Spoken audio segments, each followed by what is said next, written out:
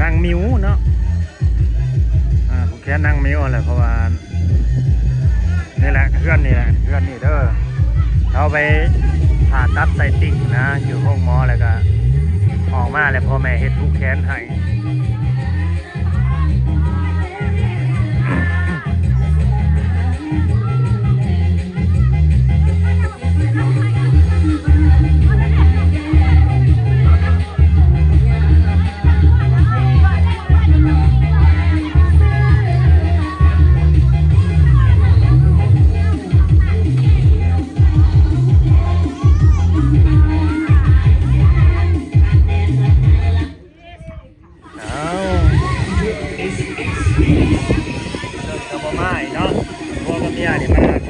เดี๋ยวทำกันนี่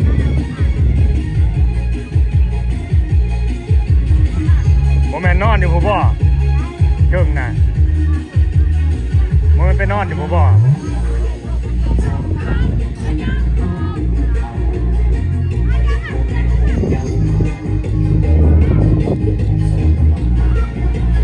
พูดนะลูกไปอยู่พูดหรอว่า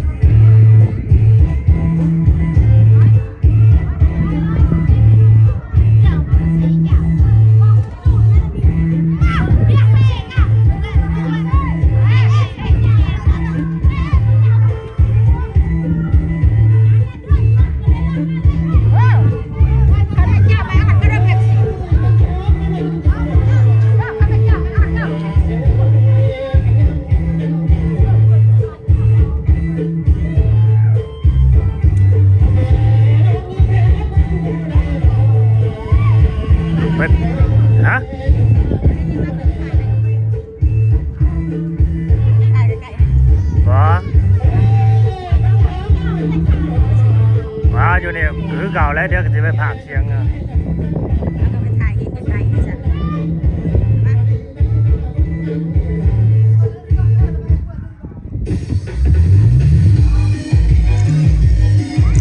กด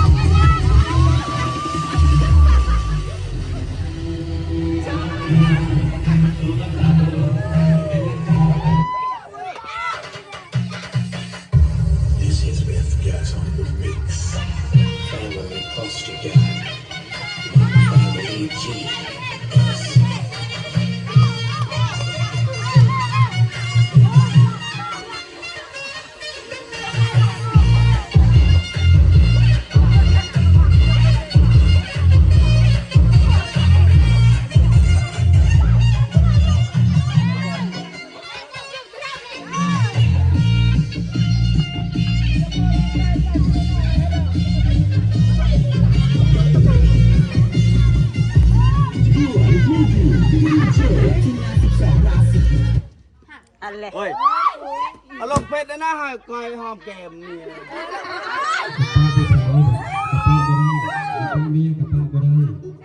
ป้าเมียกับป้าบ่ได้เอ้ย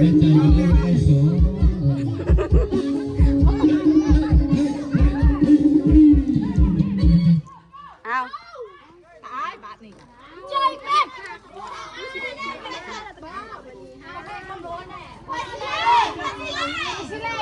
ไม่ใช่เลยถูกลงไม่ใช่เต็ง จุดละระดอยเด้อ โอ้ เดี๋ยวไทยไลน์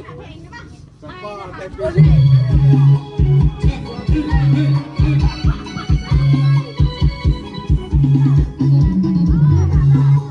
น่ะ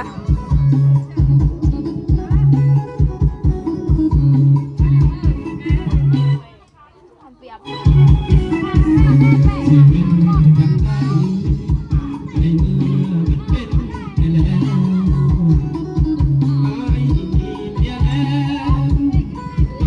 ร้องเพลงอีกได้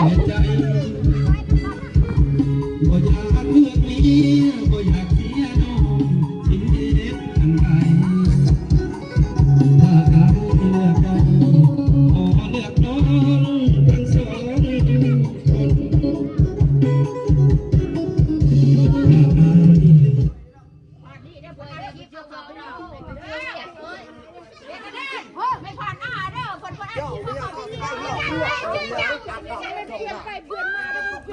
เป็นครูเด้อไอ้คอยน้อยไว้ไม่น้อยกับบ้าเหมือนนี้ใครเป็นตัวดีก็ผ่อนใช่ไหมบอลมัวเราลม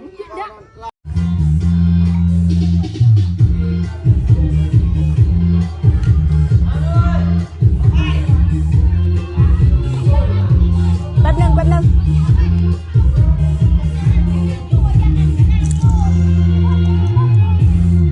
อย่างนั้นทำอย่างนั้นทำเป็นปากกาเทแต่ในนี้ทำขอให้หมดนะว่าใครจะบอกจะเป็นจะสอนทำมาบอกไงเมียนไม่ได้ดีเห็นตากันให้กินแต่แกงข้าวบนนี่มันกันนะไม่ได้ชั่วบนให้เมียพี่ซอยเข้ากันยังแบบสิ่งใดมึงด่ามึงตาเขานั้นเว้ยอย่ามึงด่าเด้อย่ามึงด่าจังสีแม่แกมึงจังเล็กอย่าเสียที่นั่นจับมึงบ่ซ้ำจับเร็ว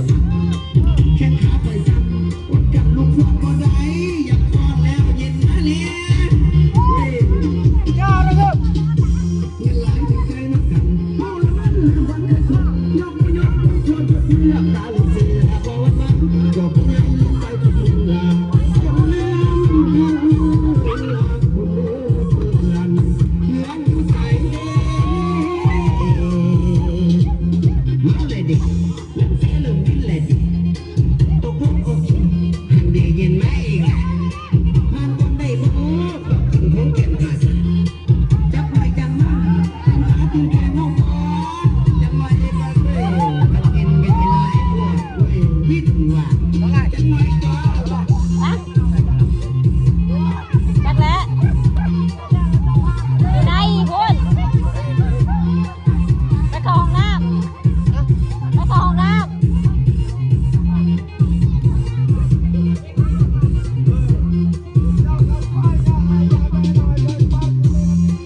จังสีแม่มา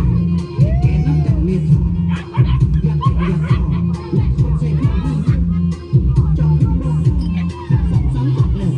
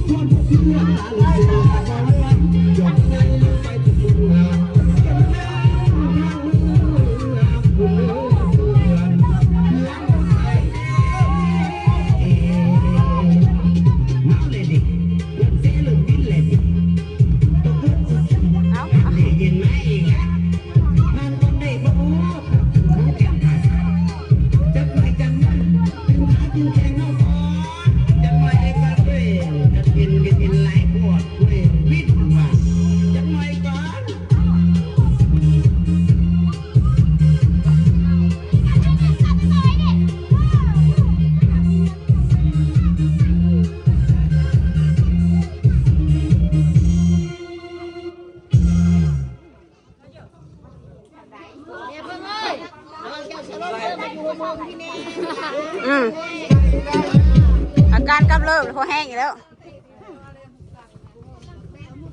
โอ้ย ดีทวนสงบอย่าบักนะบอกเขาบักแม่บักแล้ว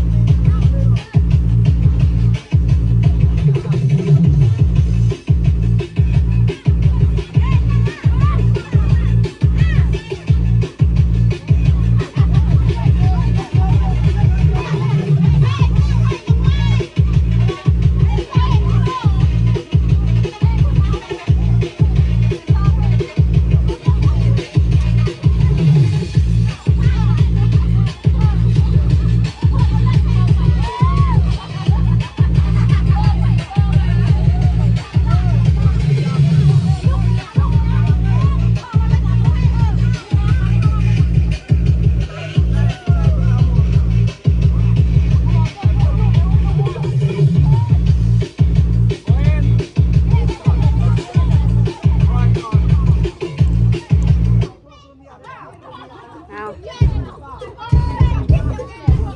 กินอะไรลำวงมาอยู่เตากินถาม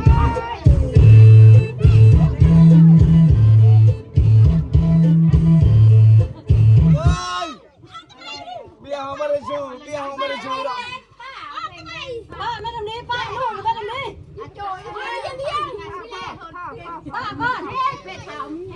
นี่เราเป็ดขาววันนี้ป้าอ้าวมันนี่เพื่อผลกับหามยาอะไรค่ะผู้ชายสองคนเนาะ เรื่องของพ่อเบี้ยต้องต้องเรื่องเบี้ยต้อง